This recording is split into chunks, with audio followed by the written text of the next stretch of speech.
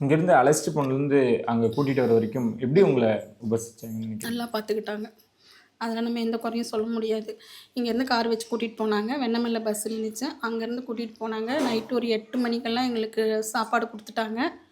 அதுக்கப்புறம் திருப்பி காலையில் அங்கே போய் இறங்கணும். அங்கேருந்து ரூம் போகிறப்போ ஒரு வண்டி வச்சு ரூமில் கொண்டு போய் விட்டாங்க. ரூம் திறந்து விட்டாங்க. எல்லாம் பண்ணாங்க.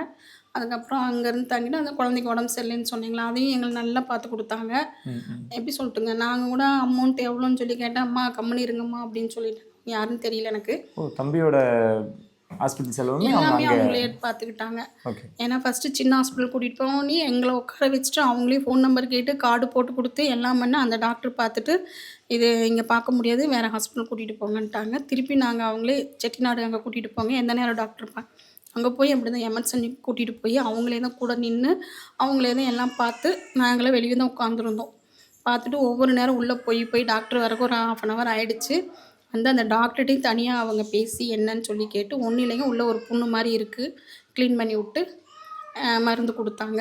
திருப்பி இன்னொரு டாக்டர் குழந்தைங்க டாக்டர் வரவழைச்சி அவங்களும் வந்து பையனை பார்த்து காய்ச்சலாக இருக்கான்னு அதுக்கு ஒரு மெடிசன் கொடுத்து, காது வலிக்கு ஒரு மெடிசன் கொடுத்து எல்லாம் கொடுத்து அதுக்கப்புறம் எங்களை கொண்டுட்டு வந்து திருப்பி அங்கே இறக்கி விட்டு அங்கேருந்து மறுபடியும் ஒரு வண்டி வச்சு எங்களை கொண்டு போய் ரூமில் விட்டு திருப்பி நாங்கள் அங்கேருந்து இந்த மண்டபத்துக்கு வர்றதுக்கு ஒரு ரொம்ப தூரம் ரூமு, அதே வண்டியில் கூட்டிகிட்டு வந்து காலையில் சாப்பாடு கொடுத்தாங்க. சாப்பாடெல்லாம் நம்மளாம் எவ்வளோ வேணாலும் என்ன வேணாலும் எடுத்து சாப்பிட்லாம், எல்லா ஐட்டமும் அங்கே இருந்துச்சு. எல்லோரும் சாப்பிட்டுட்டு திருப்பி வந்து அங்கே உட்காந்தோம்.